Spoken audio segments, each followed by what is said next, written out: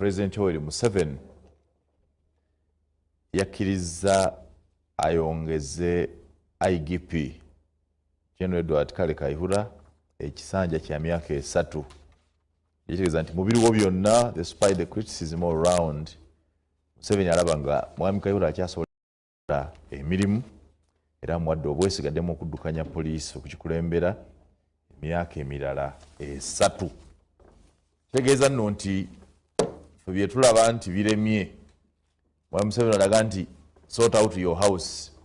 Acquire opportunity to sort out your house. I think could be getting into history as the longest serving IGP, with the longest serving, and 2, the most messed up of all IGPs the country has witnessed.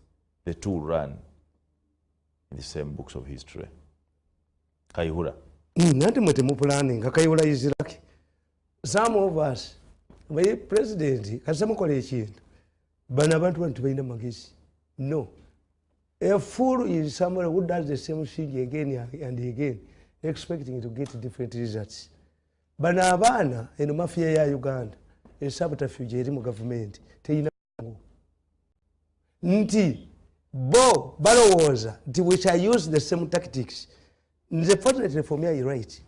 Kana katabo kalaba kabanga ki. Kano. Written the 3rd day of February 2013. 2013 started the fighting in Lukwago. What is sent? They buy no Kubera Oboka. Abala tulimpwa. Bakujje wali sente bakutwale wetalinga ekimayiwoki. This is the problem mu kyekibalema. And I think the president has realized now they have done it again and again and again like a fool.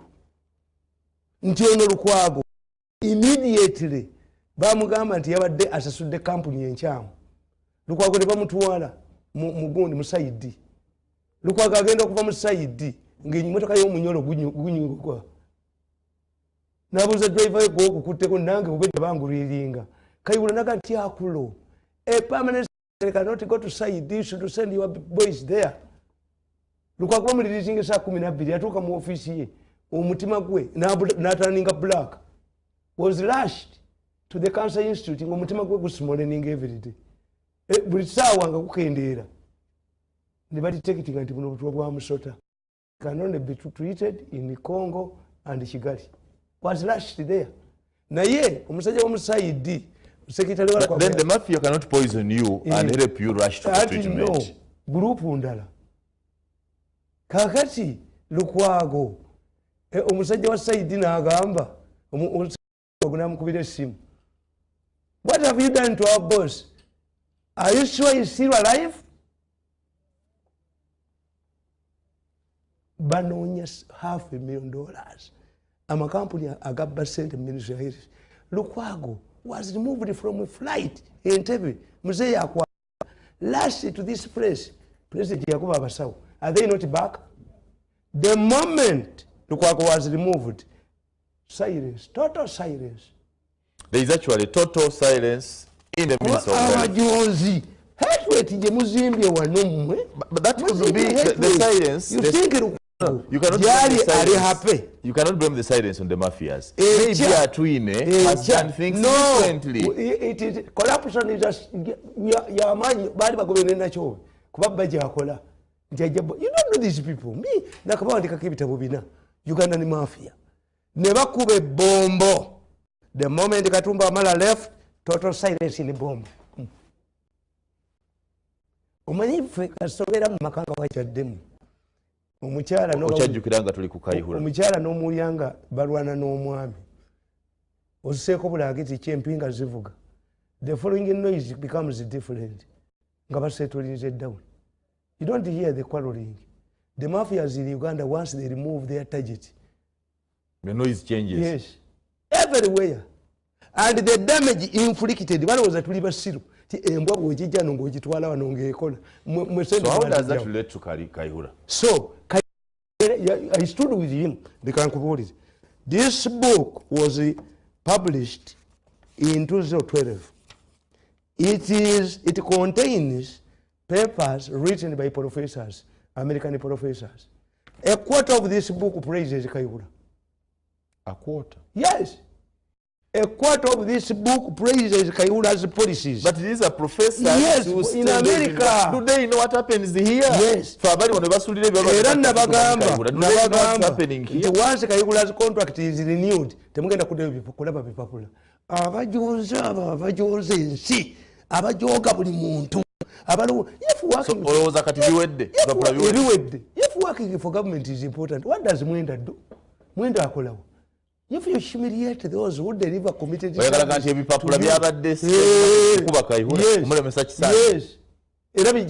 what they do. They are fools because they repeat the same thing again and again like a fool.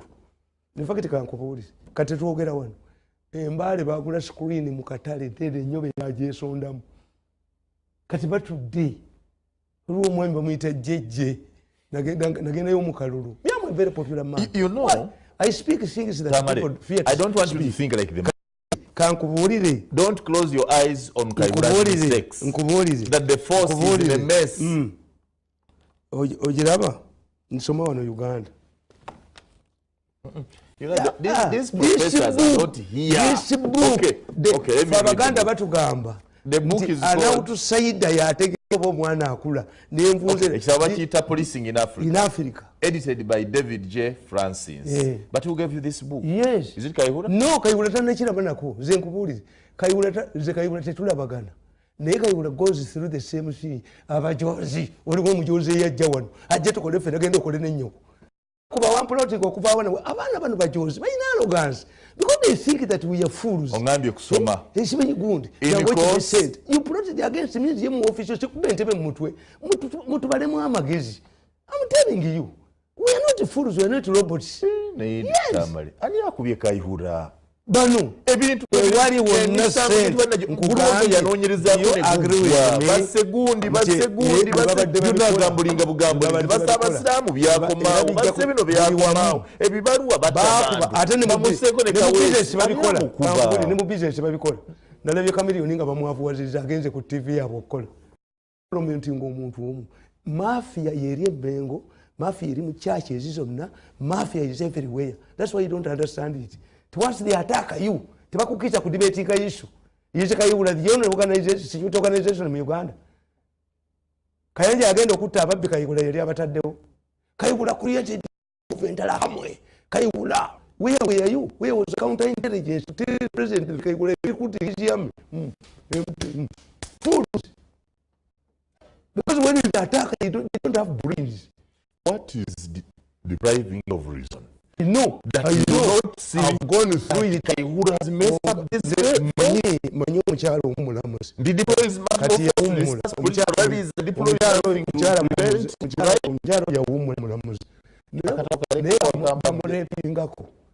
the moment a rape suspect bwe bamutwalayo bamuwatanga kaba n'omulamuzi omumanyi batamwalawo sente omusajja death nga omusajja tamumitinga nga namusango yeye tunuli omusajja n'alabamu muwala we. Those of us who have had the misfortune of confronting these arrogant mafias, we know what it means. Mulalu, ate omulalu, why do you come to court omulalu okole naye? When you are dealing with us, no. Some of us are not humiliated. Omuntu gw'ogamba bwe yajja wano agakatonda nasandi ogedde waddukira mu toilet. Naddukira wa nanne wonya kalisa mu respecting. No, I didn't want to see him. Nalinja mukuba. When you are dealing with us, we are committed people. I've seen regimes coming and going. Notice it seems the president is realizing mali seri mu bantu abo. So you think Museveni has the right to renew Kayihura's contract? Nalabako nakalimanga lagare kabushenga tekifaananyi kya president. Tekifaananyi president yakyagala ng'enkya tekifuluma n'akikubuuza. You don't know these people. Mine is beyond the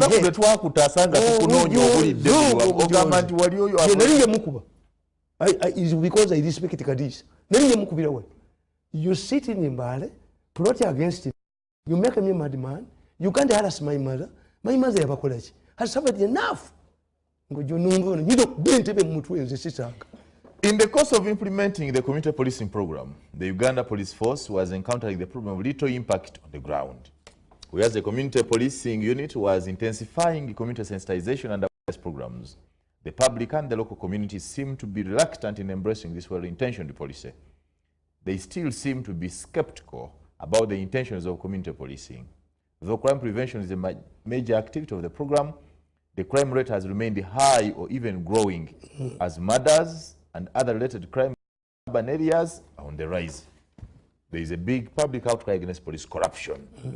Human rights organizations in the country consider the police as one of the major abusers of human rights. For example, the Human Rights Court handles cases in which some of the defendants are senior police officers.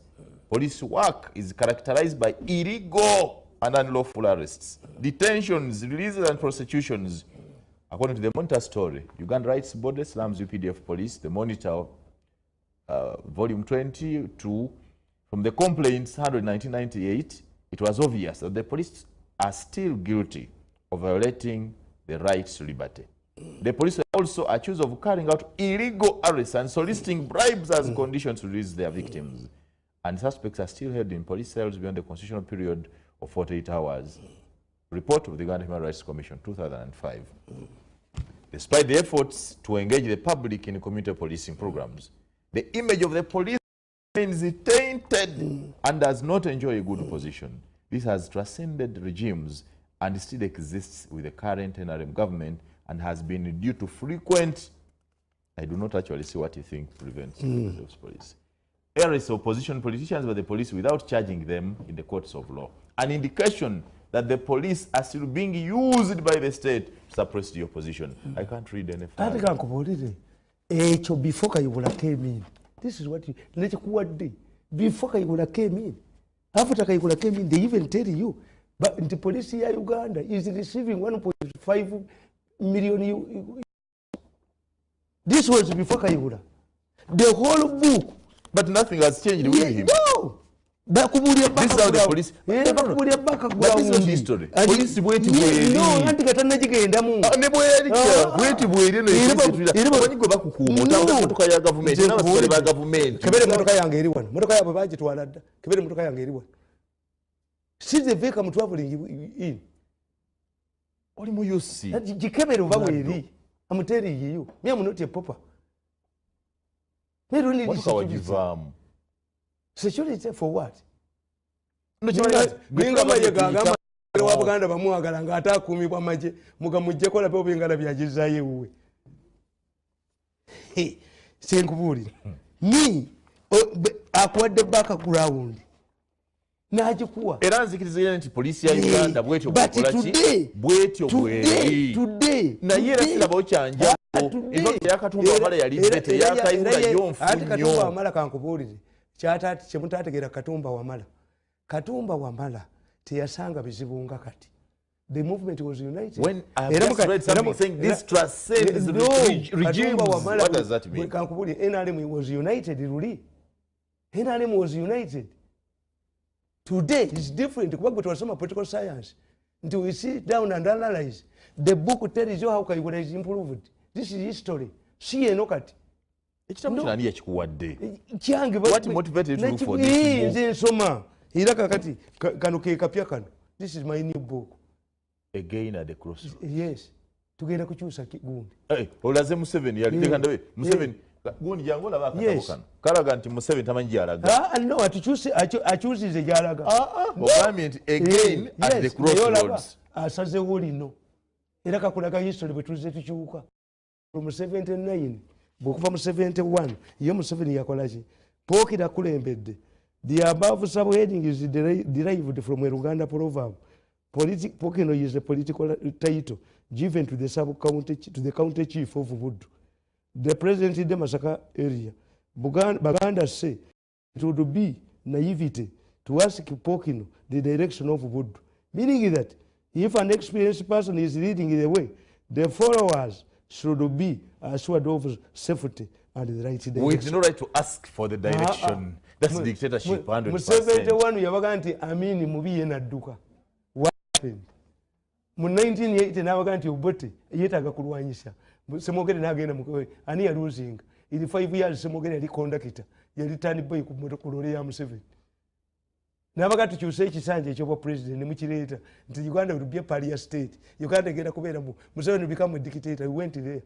ate tulaza okukyusa eddirisa akamotoka kanaatulema n'emyaka tujja gikyusa naawe okkiza mu kukyusa emyaka gya Museveni naye tamulebera tuswaleko no abantu abakola respect ate bangi bona ayogera njiwagira and I've able to defended it okujja ekkomo ku myaka president kitegeeza ku extending Museveni bwa president bwe.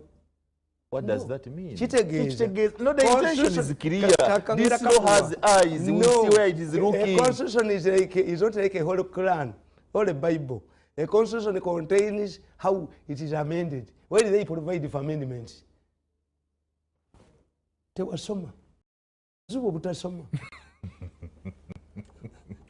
Obuzibu bwange. Butasoma. I am too honest to myself. I don't have any influence around me. Sijagala nnyo abawala. Sina kyenti anti nakolerako Omuseveni bwe naayogera nti eri omusaala. Abawala bagamba nti omusajja yakera mutabani we n'eŋŋamira ne bagiteekako omugugu ne bagituulako ne basanga omusajja n'agamba abantu Allah yakola emitima gy'abantu akasajja akakulu kali ku ŋŋamira ne mutabani waako n'omugugu. Musajja kyona atalina kisa musajja mukulu n'agivaako gwe baasanga okubiraga nti abaana b'ennaku zo tebalina magezi omwana abanga badde ku ŋŋamira waggulu kitaawe asikansike n'omwana n'agivaako ne basanga owookusatu nakalaba bano baffala Allah yakola eŋŋamira kwetika migugu n'abantu zino fala zisikansike ne bagiddako. This is how peasants conduct themselves and many Ugandans. They don't know the direction. They don't know the role of a ngamira. They don't know the role of a constitution that once you see an amendment, a provision of amendment, it means it's amendable. Even if I believed in you, I cannot believe in that blind faith that Mr. Museveni still knows the direction we are taking. He has lost direction himself. You cannot say it's directing us. He was a young man. Obwongo bukyakola ku speed bukyakola. Bungamba kati ngali 80 something he can give us direction. No. My problem I see three factors. Bino byonna nti omwenge baguwere. Omwenge baguwera. Akyo ntiddo kikubuuza. Omwenge baguwera. Kiri bwe kiti. Balemeddwa to the problem. In fact, when I see what is happening in the government, I get worried. Njagala malize Kayihura tudde ku mwenge. Kayihura kipya kikyaleeta kati Kayihura kuleeta abaana baalaga nti balinaga nti tubba naawe. These are the criminals that we are protected by police. If it is true, Mafia this contract has been renewed. Have you had any people who are disputed? Have you received the people killing people? Be I predicted. And the impression that then is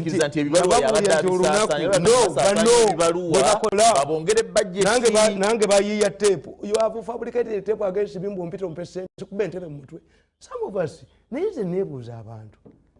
Nekatonda tali merciful to that extent. Kubanga Adamu ne Eva bayibali ekibala. Lwaki ffe tufa? Lwaki God tatusonyiwa?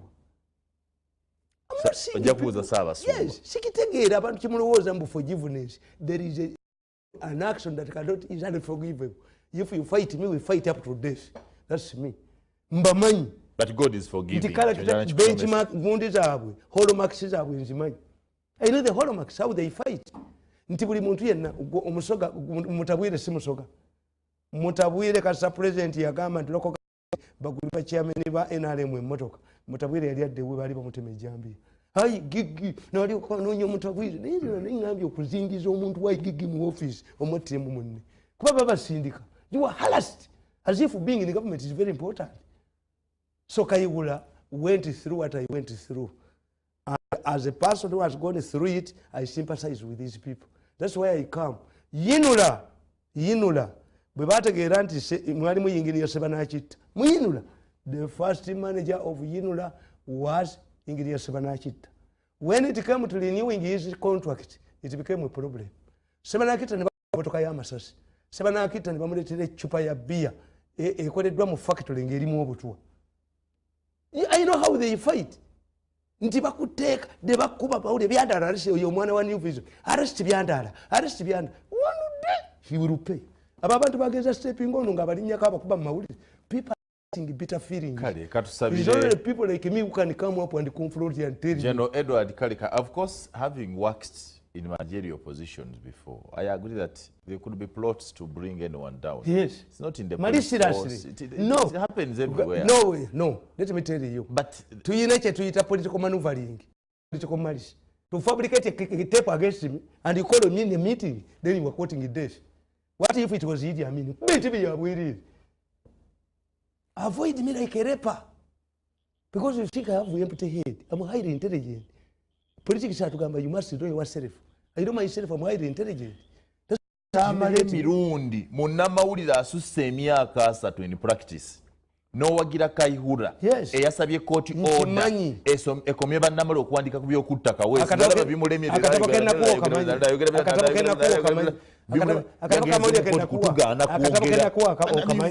no, he did not arrest you. Kayihura, where as a Democrat, he asked the court to stop us. Yes, why did the court writing about a case he has messed up? Why did the court grant him? He's shifting blame to us. He has messed it up already. Munsi mwonna irresponsible media tekola ebyo zimbi babuuliza. I write a give examples. Nti Bungereza yayagala okufuna oil mu Libya ne gas. What do they do? Ne bagamba nti omusajja alina terminal cancer. Ne bamujjera ne bamutwala Scotland for 2 reasons. Why? The devil is agwa Scotland. The Scottish law is soft on terrorism. Musajja ne bamuzaye Libya. All of the newspapers nezikuba terminal cancer. Was it correct? No. There are times when you are national. BBC nefulumya ebifaananyi nga biraga abajasi babongeza bakuba abantu mu Iran, mu Iraq, mu Afghanistan. Manager wa BBC ne bamugamba nti gumanyi kyokola gwe. Amaje gabongeza bagaba gaddayo ewaabwe gava ku lutalo gayita mu bibuga. Bakuba amayinja.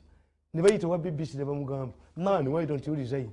Naga nti the photographs were computer manufactured, manipulated. Tebyabaddeyo. He resigned.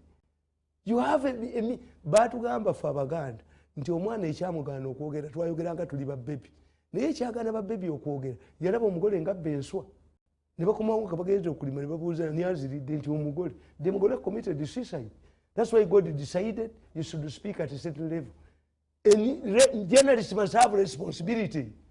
Si buli kimu nti eggwanga kuba baba hired, you are hired mercenaries. I actually believe there is no in your DNA anymore. You have gone political. No. You no longer mind about the environment. I fought to the 1995 statute single-handedly. Me. Ngeri finance by wafula. Money tanga yi financing why? Palowozanga muwanga. Muwanga avuma katolu wanga. It's a polytonic field. Somebody must be educated, somebody must do what? I mean, you call a biosero kubate yasoma ono bahati oba yasoma for economics. Ajaka afford a mundu a source of revenue in a budget.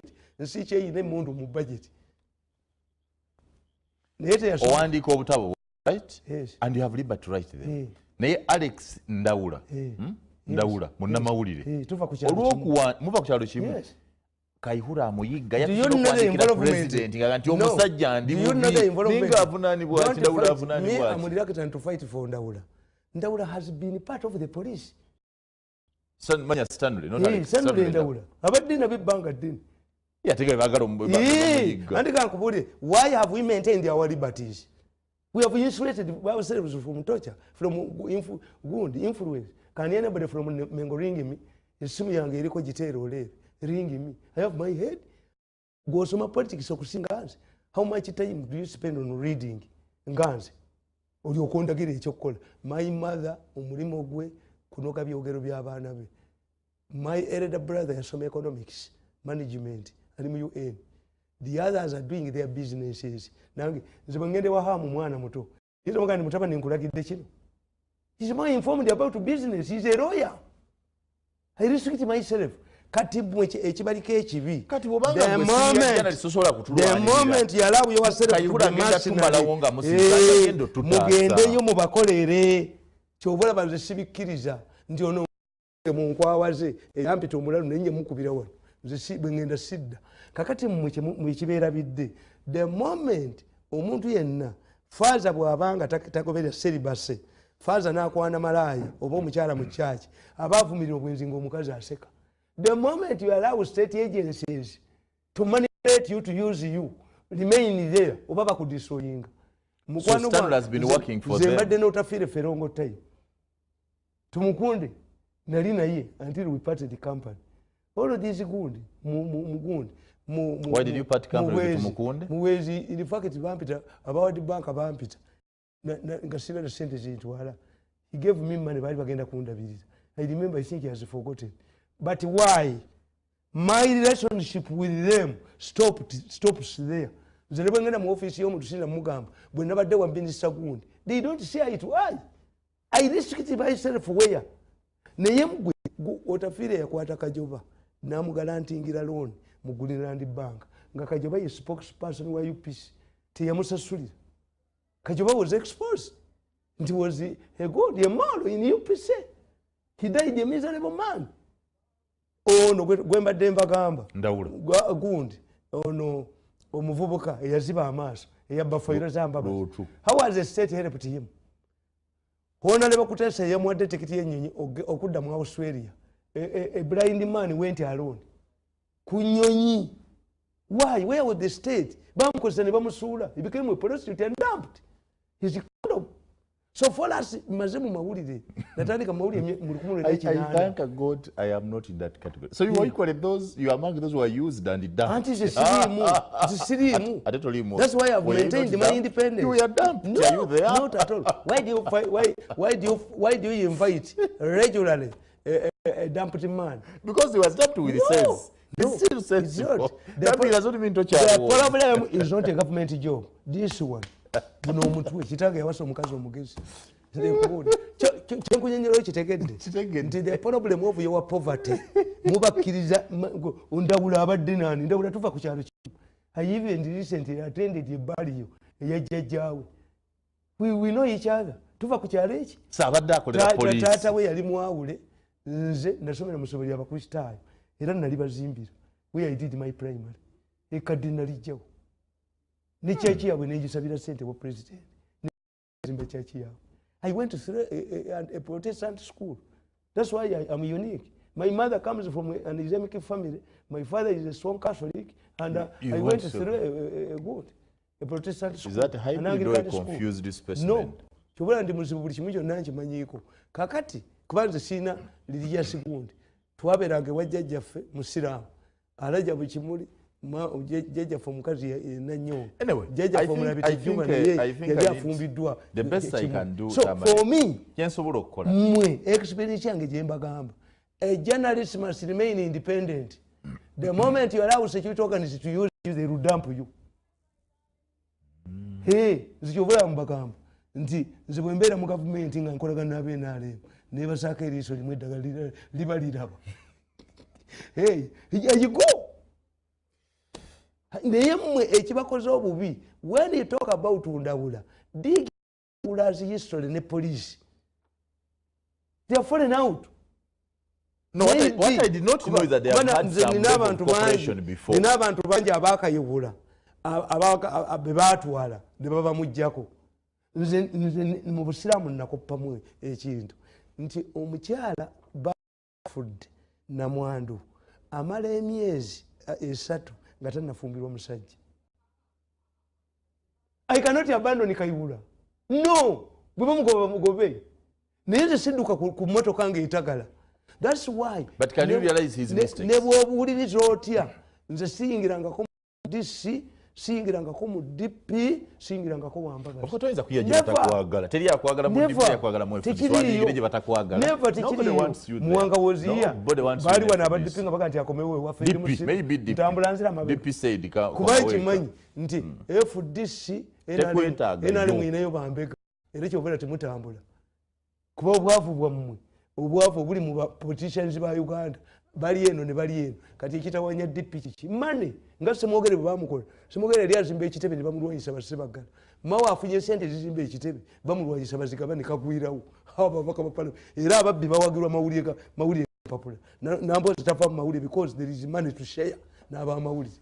So if you turn yourselves into political prostitutes, everybody uses you. You cannot earn respect. Bw'otandise okwogera ng'olinga wagira Katolu Bwama against Mwanga Kivumbi. Yes. Katolu Bwama is equally an MP as good. Bonna babwedda kika 15. Character. He character. Anti azigwe. Anti kubuulira. What are you doing? How are you doing it? Muli basajja gwe musajja musiraamu. Muyinza okulaba omutamiivu ayuga ne mukkiriza munyirire mu muzikiti. The moment you allow everybody to be an MP, nga yalayira ne buli naawe mutuula mu ntebe muyiwa equal. You say you not have resigned from government because of Katolubwama. I cannot be an MP. I cannot share parliamentary chamber with Katolubwama. Ndi Katolubwama ni mwanga Kivumbi benkana. Benkana. Really? Yes. Really? Yaola MPs. How much money does naba basasula musala gwe gumu? Oli shadow internal affairs minister. Omulala tayina nabagamba ekintu kimu. Oli minister. Nabagamba nti bw'olaba Amiri yakkiriza mu gavumenti okukolamu ne Kiwanuka mukyala Kiwanuka nakkiriza okukola mu gavumenti Ssebaggala tajja kufuuka minister. I predicted it. Nti bano tebasobola kushare podium na Ssebaggala. But if you accompany somebody n'ogenda naye mu World Bank Ssebaggala mubene mu baba minister. We say now you cannot work with this man. So gundi Mwanga Kivumbi baleta kiwulenge. Anti naye yamuvumye nti webeera nnyo mu bamalaya bakuyamba nnyo. Kakati kyotunulira nti Abaganda balina ekizibu. Abaganda balina ekizibu. Tuyina enjala bagaba muceere. Gundi bagaba muceere. Bagaba muceere. Abantu bonna tabibuzo nazigaba muceere. Abaganda in parliament.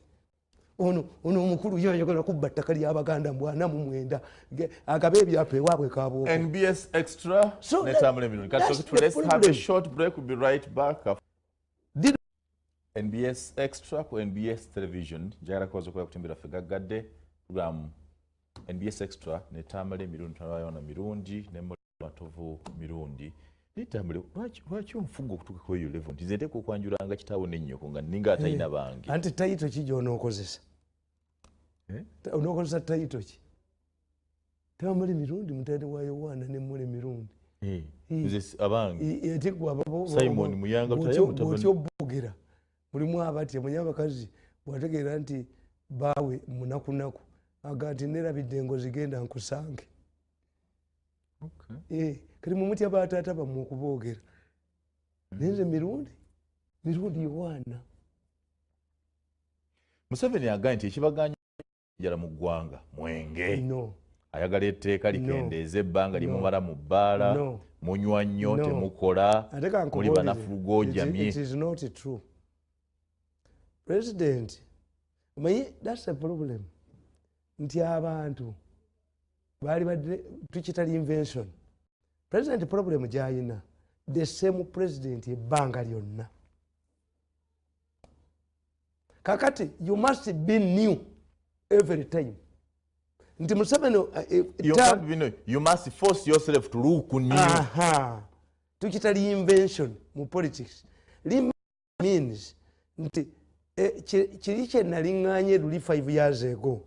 Time yakyo etuuka. Ti Museveni banned political parties, but he led the restoration himself.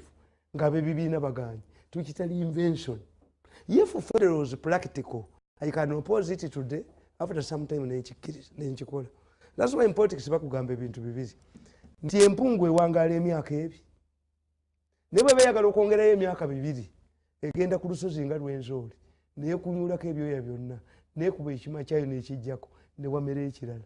Mu mpungu 13 zeziwonawo. Ne leader bw'abeera. A leader must abandon. Bw'oba onoolwa mu buyinza. Wakati direction gyatwala. Kakati ekikulu ekiri mu Uganda, statistics temuzimanyi, temuzitegeera. Tuyina abantu mu Uganda obukadde 8. Okay. Tuyina working force ya bukadde 15. Okay. Abali mu formal sector abasasula sente mu National Security Fund bali million 2.5. Ekitegeeza abantu ba Uganda million 12.5 bali mu informal sector jebo yonna. Nti people were employing for one twafuna SAP so that tikireza 90s. Nga bakoba abantu retrenchment. Did it affect Ugandans? How many Ugandans were working in factories? A tiny group. Ugandans are working in markets muzirumbi. Musago byabatembe. Haje omusajja omwajja ewe taxi kajina nakanti tiyasasula na kusasula bus zasasula musolo. Massa mining taxi gundi rangos mu utoda. Utoda mujibbi. Nakasero mukanye okukola. Owino mujikanye okukola. You are killing the informal sector. In fact, there should be a minister in protecting the informal sector. obutale decentralization abakazi abadde obutenda linze okweka kya mwenge abantu bali mukunywa ekyo kankubule baliwa banywa ziriwa ate mwali ekimina okwesiima nze nkola research teri mutamiivu asitula jjinja kukuba luggi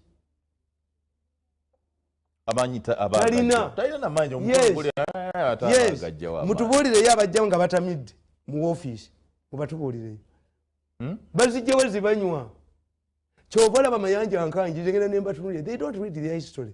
Mayanja Nkanji reduce the price the tax on beer, it remained constant. Why? Abagagga tetunywa nnyo nti nywa nkubejja 2 bottles only. In fact, if I'm a drunkard, where do I get time to read? I'm not. Omwenge kubeera mu fridge ne tubeeramu nawa. But I can't accept that you're your bill no woman no. Kakati kyenkubuulira dry smell beer na nga gwe atanywa nkusinga okulizoninga. So, escapism, tukita escapism, confront the problem as it is. Nti Uganda's economy was on the informal sector. Era kyovolaba ekimu ku byanyiiza ku byakubya Obote kyali kimu yakwata Kanomalia n'afuuka nga musisi n'ayokya obutale bw'abantu n'agamba Obote ti obutale bwe bunne amagendo bwe gannema okumalawo ranka yange ogyeziyako. Omalia destroyed the markets the same way we see it done in Kampala nga bamawulire ba mercenaries bano abavubuka abafera bwe bamuwaana. Yes, has destroyed the markets, has destroyed the taxi, has fekati emotoka ennamu ziri Juba tewali. You shocked the taxi industry, bus tezikola teziwa musolo naffe tetukola economy mugisi tunuli autoda study utoda yokka aba autoda batwala Makka batwala ki UTC ya mwagisula mwali muteeka sente mulumba bitali byamu. Look what the impact. Nti president abagamba bana ab'omuchomo temubajjako sente mu markets wane nansana ntenebwiza ne bala dishi kye bakola ne bagiso ne baani abantu abadde beekolera mu butale akatale baakatunda abakulembeze beewakiso.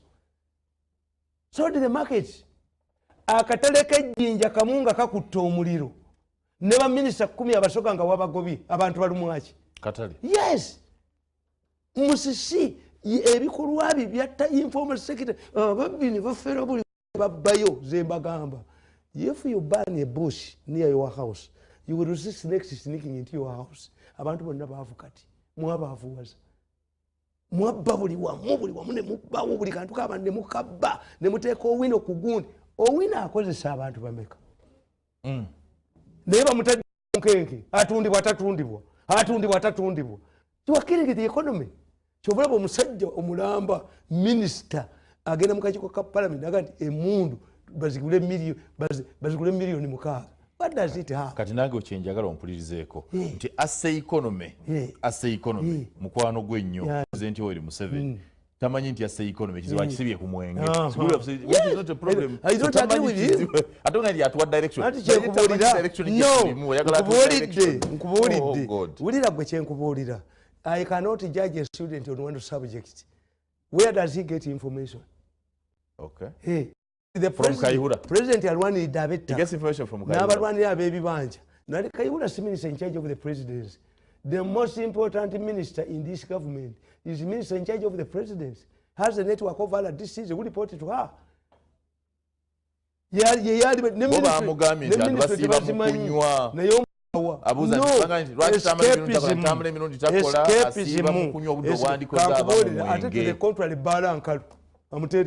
Balankalu to the contrary. Abantu mbira mu bantu balankalu to the contrary. Abantu buli gola akulamusa ayagala kulemera kusaba sente. Why? Mwayingira mu informal sector. Omusajja omugagga n'aleeta bus natta abatakisi bonna. Obote ekyamuyamba mukamba bulizi. Why did Obote manage 5 years? Nga yayina ebizibu bingi nnyo. Obote manage the 5 years. Nti bwe yategeera problemu y'Omalia. Obote yakozesa abantu babiri. Obote yakozesa Kanomalia nti alwanyisa amagendo. N'akitegeera nti Omalia destroys markets. Si magendo. Ayokezaako egindi n'amuteeka ku bbali. N'akwata omusajja bamuyitanga Kanomwaka. Namugamba genda ombalira abaserikale bennina kano mwaka nakomawo na reporting ewobert namugamba abasirikale emyokubala bwe nvaawo nga milisi eyava mwakyoli nkyayambala esaati y'amagye empale eya bulijjo ng'afuuka w'amagye mwaka yaddeyo obote namugamba obote bw'aliyolayizinga genda osome akatabo kange Kampala for better for money nkubuulira nti oyita ojoko baali bakubye abantu mu Kampala nga bagobye abanyarwanda baddeyo ewaabwe obote oyita ojoko n'ategeera if you chase away people from Kampala bagenda kujoininga Museveni oyita ojoko n'akozesa ssente za coffee marketing board n'ayita abakubi b'engatto n'ayita abaki n'abayita abaali batunda obululu buno National Rotary n'abawa ssente when you move throughout to Kampala nojisu mulimu abakubi b'engatto abakyalina obubokisi bwa Kampala City Council but maintain the markets in Kampala twakolanga essaawa 6 abantu ne badduka bayingidde twalina akatale k'ewalukeca njagala kumpa katabo kali aka at the crossroads twalina akatale k'ewalukeca ngenda kakulekera twalina nga tulina akatale k'ewalukeca tulina taxi park empya tulina taxi park yali eya lukeca tulina ku Gaza nga waliwo akatale ekizimbe kya Kirumira mu kitunudde nga waliwo akatale Owino nga gyeri gundi nga gyeri California enkadde obutale bonna nga mwebuli what these people the capitalists have done kuddira butale ne babutendalinga Museveni is opposed to tendering this is why yalagira babasasule babasajja balaba baani niye ababbi anabeera buli wantu wonna you need a strong minister of the presidency who controls all disease bw'omubuuza oyo mbayiweewamu how many districts has she visited you need a minister of local government because it's centralized Mama nombuza nti mwamuwa budget yo visiting. Do you give her money to visit? Aina amafuta aina ki? Aina amafuta go ku visiting. Do you even want her to visit? Okimanyi tumwebaza yali tumwebaza yaberanga mu presidency ngakola pronouncement. Government ye ya Museveni. Ngakola announcement zamba yokwetwa. President aliera ate mobilize ya mukiriza. Zenabera mu government emyaka 13 in a very key position. Minister akugamba muzeyi simulaba. If the president has allowed you to bulaba, it means do what make a decision in making. It may not decision in making. But in the question, the economy, go presidential advisor Omulamba to get an office to advising a president. I continue to do. I can deliver. Why do you draw a salary, enjoy a government car, fuel, but you're not doing the job? Is it the office or the head? And what I say? You think government is stupid? Where do you report? No. Because you're reporting our Ambayo. Sinaje reporting. Ambayo alianda bieko. Hey. What you reporting our Ambayo? Aje nkubulira. Daga singo muwaga amagezi ka presidential advisor tutambule kwanga lyonna. Ambayo bakuwa minister what do you do? Until you have a network. Abantu we bawulira nti president ayogera mwenge baseka busesi. Binayisa abantu bali batta abema ne batta basawe mulago ngaliwo basi bagita power atalikaba eyola abantu bwe batta kudabunya binayisa yatuyita mu 1979 binayisa natuyita Constitutional Square nali nkola mu popular rwa munno. He was a journalist at that time in 1979 78. That's why you are in touch with the today's journalism. Binayisa nagamba ngo byamini mu maje. Everybody walked away because that was not the problem. Bali bagala solving insecurity. The problem people want from the president, protect the informal sector. Fight the capitalists who have taken up markets. Abantu bayuganda in fact kwe kankubulire Katongole nkajja Kayongo abadde mu America ayinayo amaka the ordinary Muganda abaganda babatali bayigirize nnyo be bakoze ne company be basuula eno bano kamiro bana ababba buli kamu nga bagenda mu revenue nga company bajavuwaza kajina bwe yali mu revenue authority bagamba mbu bajjeewo hard cover logo book ya motoka kuyamba baki ebibanda bigwe kuba kadi ya motoka yeyamba ab'ebibanda motoka is the car. Wale wakapapula kati ya kamba. Nikapapula. Gali gakakulu. Nagula benzi yange ngenda okutuuka kanga nakapapula nkayuliza mu mpale. Mbu bayina centralized authority. Muyibeza n'okubeera ne centralized authority. mwe kalimpa ku katabu kaffe kali. Why do you want it? At the crossroads. To refer to it, why do you write the books? For reference. Attention. Yes. Kati wano ogambi bwe akatabu kano kagandi. Again at the crossroads. Mu Luganda kagandi ali mu masanganzira. Anti tuzeeyo. Kati nkulaga abasanze nkulageta mu mirundi katabu kano kakogo wakampadde. Kati amasanganza Museveni gali tamanyi wakulaga. Amanyiwo laba bwaso. Bwaleeta etteeka ly'omwenge. Bwaleeta etteeka ly'omwenge. Olaba bwasonzeewo. Esije bwagabe era agula omuceere. Kankubuulire, you don't know, let me tell you. The government political power is influence and advantage in political science. Gwe opposition eringa house gaalo.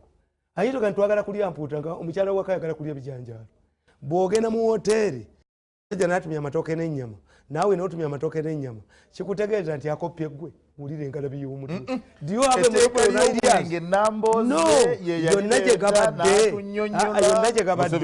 No, andi wulidde. Ekyannamboze nakikuba. Ekyannamboze nakikuba. Yes, opposition is setting a trend. That one I can tell you. Nti this government erimu abantu abagirwanyisa. Nti toyinza gamba. Let me tell you. I entirely kwa idea sikiriza but kwa action. Let me tell you. Gundi Ingrid yatandika okugaba mosquito nets. Nga gye ziri zivundiddeyo mu government stores. Mosquito nets natandika ozigaba. How come that a whole government had failed to distribute mosquito nets? Era Ingrid bw'amala ne mugaba. Police n'erwana naye. I don't agree. Sije natandika okugaba emmere. Nemwe ne mugaba. Ne mbagamba. Mubye nanzibe. Toyinza kuddya musajja omusiraamu n'omugamba nti mpola ssente za kulya Easter nga yayina abakazi banaggwe n'omu. We can't go to China to ask for food. China has 1.5 billion people. What went wrong? What went wrong? Yes. You stole money in ads. You have a minister of disaster preparedness. Where are your warning? We review. You said what went wrong. Yes.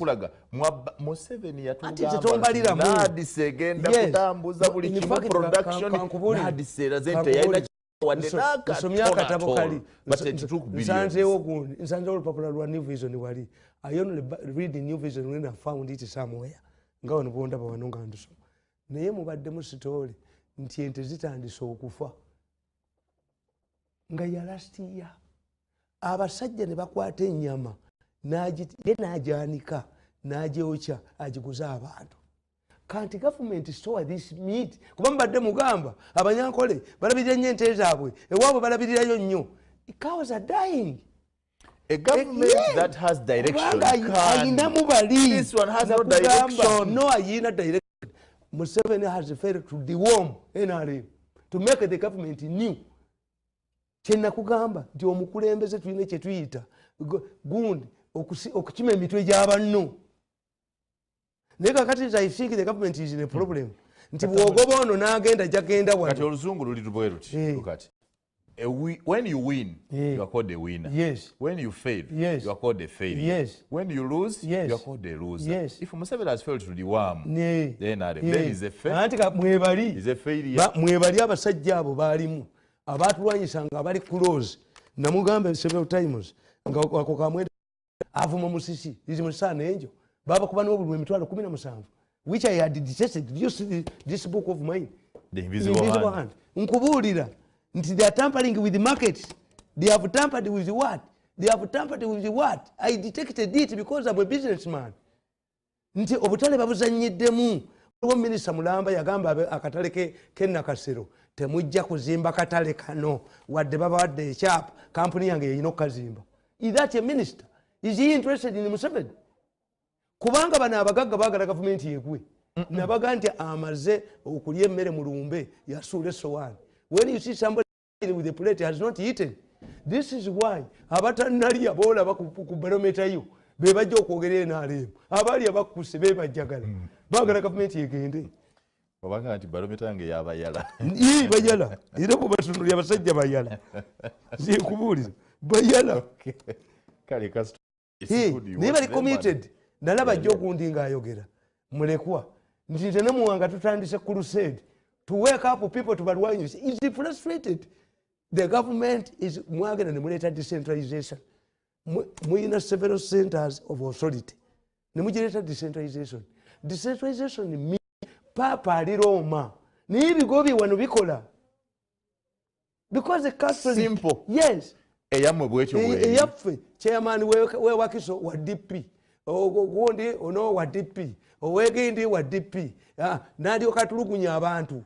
Nadira abomuchomo naba nasango yaje waffe ne mubuuza. Lwaki disiyo zirimu aba DP zokazo gerageza. Azonna neza ffe. Nazo zikola. Lwaki zamwe ziri waso. Kubanga omusajja ono chairman wa 5 yewola sente mu bamanerenda n'awangula akalulu. Kakati his main ultimate goal is to recover his money with the interest ate yewole nezinamulemezaawo. Ekitegeeza tali ku bantu. Abantu ne bagenda ewe begayirire takkiriza obutale bwonna emyalo landing sites byonna baabiwamba. So this is not MBS extra netamale mirundi. Get a competent minister of local government. Get a competent minister of Uganda. Jagala tumalirize ne FDC at the crossroads. Bobby Wine versus Kantinti. Hey, ate kamba buli. Baganti mwalabye gundi. Nalabye Honorable Kutesa nga agamba. Ti Uganda teyina bakalia diplomats.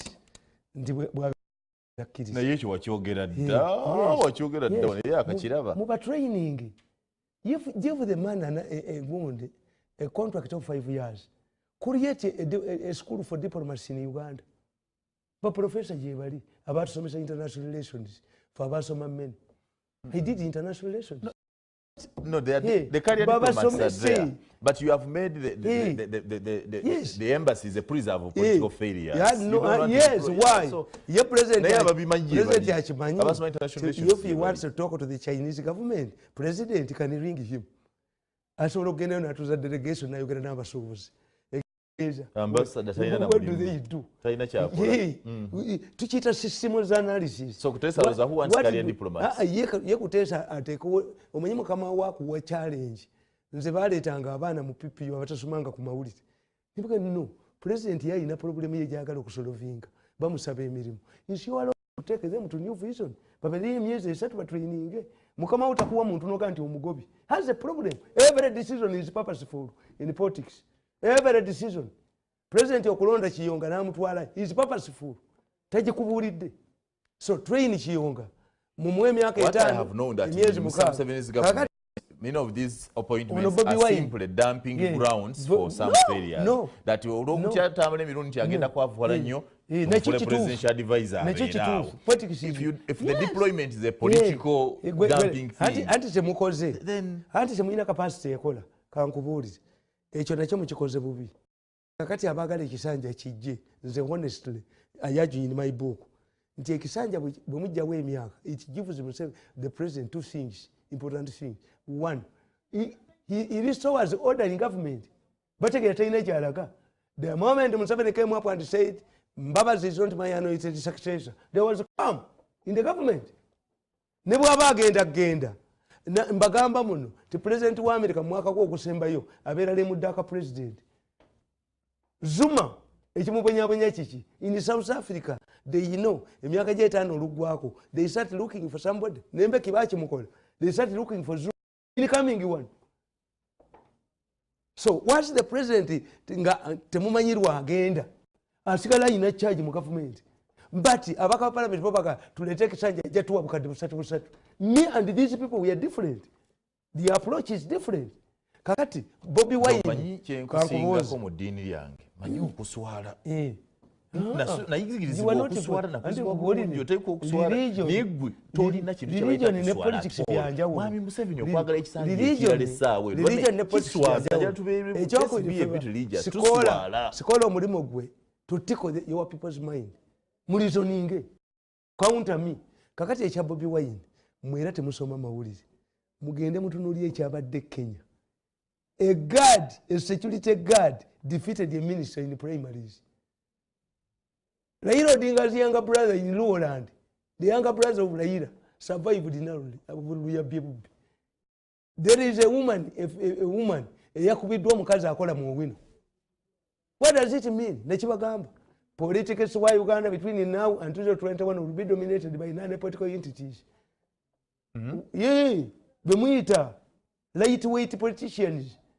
Mugati gwa bata Sewanyana Segirinya agenda n'omufaliso ku parliament police nezinda wonna asif amawulire gonna ne gagwayo ku Segirinya omulisotya lightweight Segirinya normal circumstances gundi bakagundi bakamugati gwa bata balaze mu court nene kiriza contempt of court why is very powerful mugati gwa bata inza nobafuka mu gwanga ani mugati gwa bata why mutunulie nze mbagamba omukulembeze wa Uganda asembye yayina amagezi omugezi Solemanic is Museveni the rest mujja kufuna bayayi asembyeyo kubanga nze mbabuulira nti study the trend read the trend study the trend nti Besigye has reformed himself natandika okugaba emmere tosobola kulwanyisa Besigye nga agaba emmere why mukazi wo bw'osanga bw'waba tewaleseyo sente za nnyama n'amatooke n'osanga nga omukazi ajjudde matooke na nnyama tobuuza gye yajja sente ayinza okukuba ekigambo nti buli ogamba nti maama gundi ayiiya maama naaka ayiiya you cannot fight angry people when Besigye to them what is important is food not Besigye not who has brought it no kakati awascoringa singa ava mu violence you score nti kakati kankubuulire omusajja bamuyitanga Fojimori. Unfortunately, you people think Besigye is violent. Yeah. I'm surprised. You forget that it's you who is Japan against him. Fojimori was a Japanese. Yafuka eggwanga lya Peru. Fujimori. Why? He was speaking the language of the people. Gundi Onoduato. Do you call Bobi Wine a lightweight politician? Yes. But Bobi Wine, abantu babuuza babayigize batukoledde ki? Katolubwama. Babirye. Bobi Wine yanaba gundi odimana auto. Because the population abo biraba nti ate bagire ne babakola akakodyo. Neseka muyinze nkola research. President buli wabeera ba Bobi Wine nabuno obwala obukunami buli wabeera kati ne balowozesa abantu Museveni is unpopular. He must take musicians to get people kati kabekwatiremu. Kabekwatiremu. Yes. Esimu gifudde. This is not a serious matter. Mbabuli nabagamba nti Moiche yakola yatta politics wa Kenya. Nga olumu yalondako omusajja DPP nga mu police ina diploma mu law namufuula chief justice Bernard Chunga. What should be the safest way for FDC to stick with Kantinti or to allow Bobi Wine? No, anti kibalemye temuki mu primaries mulabe allow them mumutira bwerereze mbagamba bulijjo nti ne bwe mwesimba 10 the rest will be reduced to 2. Bwemunalaba abalwanagana nga bakantinti be balwanagana n'abagundi owenaalemu nga manya kantinti agenda kuyitamu naye today is not easy njakaluna kabeeramu otunuulya emiruka n'omanya nti wadde emmotoka yange basindika nsindike how many voters. But this race is between Kantinti and Sitenda Sebalu. Yes. Do you think Bobi Wine can pose a serious yes. This is kankubuulire abejoza abantu ne bajoga buli muntu yenna bwe bakutte ku bya Bobi Wine obutambi tebuliiwe tebavumye kabaka omwogoloza and you joke with this man. Menga yajoza abantu waliwo omusajja namusanga ng'ennyumba ye bagitutte yasabaliriza ennyumba ne bagitwala onaatubuulya nkalizi bwe ziri wamwe ekigabire kojjaawo naye olina liizi mu Buganda Land Board tamale teriiyo olina liizi teriiyo bw'aba mukazi ebyo bibagamba mbw'alinayo kino alina ekyo ne bw'aba mukazi ayidivorce her tamale tolina liizi teriiyo ng'evaawa teriiyo sibikola ebyo nze njagala kibanja nze neeyika 760 amunoti epopa tompita musiru nti nkolere abalangira n'aba nkolere Mayiga talina na chambers Mayiga n'ekiwalabi maleka nkubuulire a man who claimed that was representing Makubuya langa myono Saturday Makubuya muveeko tabiriimu omwana oyo alina kiwuka kye mu mutwe kya bubbi mu mukuba alina ekiwalabi male a man claimed to be Makubuya's representative come to me first langa means I don't meet people nangamba va ku Makubuya tabiriimu era makubu yerufuka Katikiro ebintu byonna agoba bigobe nti buli myaka 4 nga tufuna gye tulaga buli myaka 4 nga tufuna gye tulaga sawa omusajja omuyivu oyogera bwoti nina liizi ya myaka 4 nina liizi ya myaka 9 nina liizi ya freehold anagati bwejigwa akola ononya gyolanga nawe did you find is it automatic to kund if you are hired must don't talk about our property no tutubulya bya busibya bolo government ye ya Museveni egabalize Uganda Land Commission Muganda chebuza ku Muganda alage wazikewa tutubulya stupid jenne ya 9 years ya Katikiro abageza abamanye nnyo atayina na chemba ya atubba nga atubba atya we are ready for confrontation attend in my case nobody can ring me esimu yange gitolere vumbagire singa ngenda mu Buganda Land Board nende taliziyo wala ye ekicho tuli wano babiri bwenjireta bagama ne mugundi teriyo bwenjireta next week tuli babiri muntu ye munala nze Buganda Land Board mi ababbi abakanyuka buli kamukonna nzirira abatamivu mbateke mufumbi musowa y'omwenge nga nkola embaga bwe kiki kye batabbi omwana nabba emitwalo 8 omwana nabba emitwalo 6 Buganda Land Board netigomya Land Board mu kooti olwokumiza nti gwe ne muzaata moyina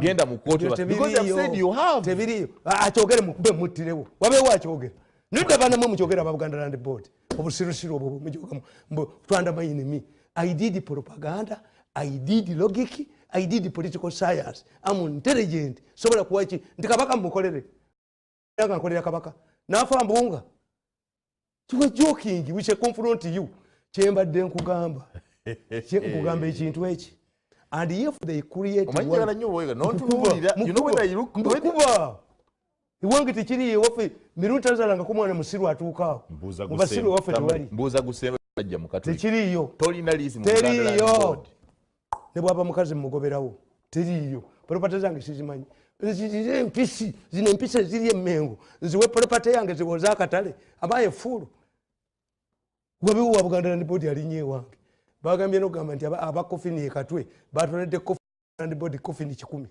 balabe ekinaddira Mayiga ayingireyo Mayiga ayingire mu byala labe bwe bamukola tulabedde Katikiro abagezi abasajja abagezi abagagga ono atayina na chemba mu town ono kiwale bimala atubbe no abana ne bakuba n'essomero lya Nabagereka erya Bulwamu Kabakanya essomero lya Nnyoko libamubulamu kiwale bimala n'anyine Mengo bwe musiramu ensingo bagikima this is property we are talking about property.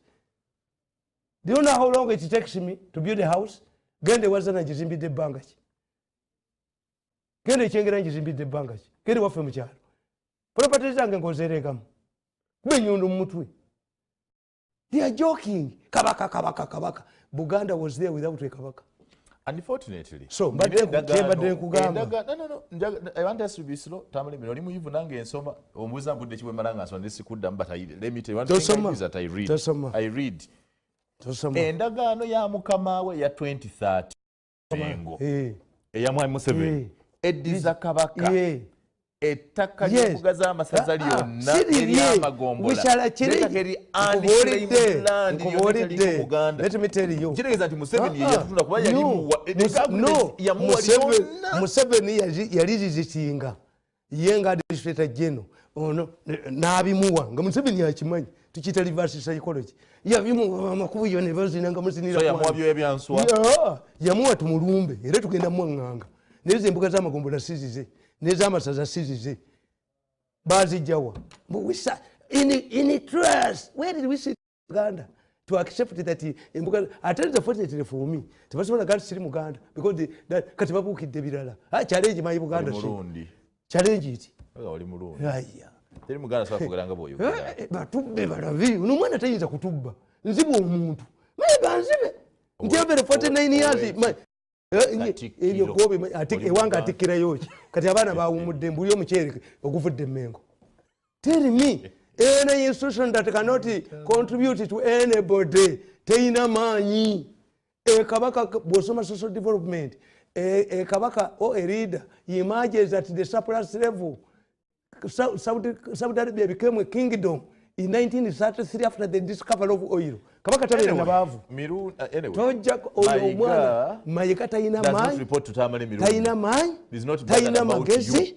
Tayina busobozi. Busobola kuba properties z'Abaganda. Kaguta Museveni just a few weeks ago yamuyita yite kibitukwata ku ati nze nkubuulidde Mayiga kakati bamukuumya mundu muzimujjeko anti abantu bamwagala nnyo nze I walk on foot in Kampala atambula alabe bwe bamukokkulanga kamunyi I walk on foot yesterday nabadde omuntu alga mu kitundu ne bakuwa amazina ne bazina ne bakuba embuto okusanyusa okulaba ajewe mulamu empale Mayiga ku luno Mayiga kye yakutteko babuulidde iwa joking bajja bagula mmwe radio baziwe ssente bakoleki this is property even if I remain alone even if Mirundi comes back so buli ayogera amazima abaguliddwa Mirundi nanga nti waayo property mu besasi. Let me tell you, this is property. Why did you now you get a buli myaka namwenda nga tuvaawo buli myaka namwenda nga twalekera properties zafenga muri mu close automatic renewal eriwa amended oyina lizi iwaje ngo kuchota malifuna lizo jitomeko bakuguze mengo tujimanyi mengo cannot be interested with the property menge ina sente zigula abantu pisi ziri mengo wano abaana abo babbye buli wamu ne babba emitwalo 8 ne baga nti mukamba buulize kuwe somero yafiirwa ente n'aliisa abaana ente ewiki namba n'afiirwa embizi n'aliisa abaana embizi ewiki namba bwe yafiirwa omukazi we bakyokya if the Kabaka had done public relations nga yamusoma yalisose goba Mayiga n'abafere bonna bali emengo ne babagoba at least due faces ku ate Kabaka singa buli tamuli minu kyagera nabanga kyakolerako ne Buganda singa teriiwo ati ono ayina omutuguno bwe kuti atubbe property zetukoledde ekyo baba ne bwana ayita olukiiko ne bwana akola we are ready for battle jagala tubatijimalirizza mapambano we are ready for battle. When you say we are ready for battle Isikola, why are you not ready to run? Why are you not ready for compromise? Why are you not ready for dialogue? Seek knowledge. Gwe babaguze alinya kiwange njagala wabeeyo alinyayo namali olabe kanzo weefuluma ndefe property buli myaka namwenda nga tubakolera buli myaka namwenda nga otuvaawo buli myaka namwenda nga baga Kayihura yakugula oba byandala towakana ifuli ayogera amazima abe yagulidde iteeza nti Kayihura yakugula bwekyababba ku luno Mayiga kye yeetisse tajja kyetikkula nobody in Mengo can convince us mwe abatali Baganda bajja bajoga kuba mwine wamwe gye muddukira Baganda have been fighting their wars. When Baganda burnt Gomba headquarters and the Saza headquarters. Amanyi obungi bantu kati abadduka okunona ebyapa. Obungi bw'abantu abadduka okunona ebyapa. Tuyinza kubaganira wano. Ebiri propaganda. Because me amijja bakyalanga n'okulanga. Balanga abantu banonda abantu bali kufuna byapa. Mubeeramu abasiru. The fools. If they are fools, not all of us are fools. Nti Mayiga ayina amagezi mu mutwe agasobola okuba property yange Mayiga ate ina chemba mu Kampala you are joking. NBS extra eyolwaliro njagala tujimalirize we are as strong and firm as a rock Mirundi nenge jalaba mu ebintu ekyo Mengo tujja kulyambala ku property you are joking omanya amanyi genda kati mu Buganda bwana China bagambi tyabala bonna bebase batya Mengo lwaki otambula ne security ewange Mengo ekola yoki mbuze ntambula buditambula kubuzabuza otambula motoka ya UC oyina bodyguard mu motoka buli makago gali waliwo ba bodyguard nti ntambula bwere mu kibuga Mayiga tasobola kutambula gosobola okutambula obwere abaserikale olabe waddayo olabe ngala bimwe bajasira laba gotambula nga tobalina lwaki obalina buli myaka namwenda nga tubakolera ngawo tuvaawo buli myaka namwenda tunaafa tukola naye omwana oyo bw'atuula ne munne kyewalabye male ffenna tuli basiru yasomera bwa ate nze tuukamu n'okulowooza nti omukatuli kyengeri gy'atayagala Bwakabaka omwana oyo ayinza okuba nga ayagala kusaanyawo Bwakabaka bwe kitaba kibuka kya bubbi kimuli mu mutwe tiye buli kaseera kulowooza kubba buli kaseera kulowooza kubba kati tubbe tubbire mu ttafaali kati tubbe amasiro kati tubbe emitutu 8 kati tubbe tutwale enkaaka n'azimba amasiro gawedde amasiro toyogera gundi gwe tozimbanga ku nnyumba obiraba mu nsiisira gwe buuza ffe abazimbye amayumba kiri ekintu Amini yakirekawo nga tekinnaggwa ono n'akimaliriza ekyo ekintu ekimanyi nti Amini yakizimba tekikuba na miizayo era kyayiika I would agree with you. Find some mistakes as Mayiga, but accept where he has performed.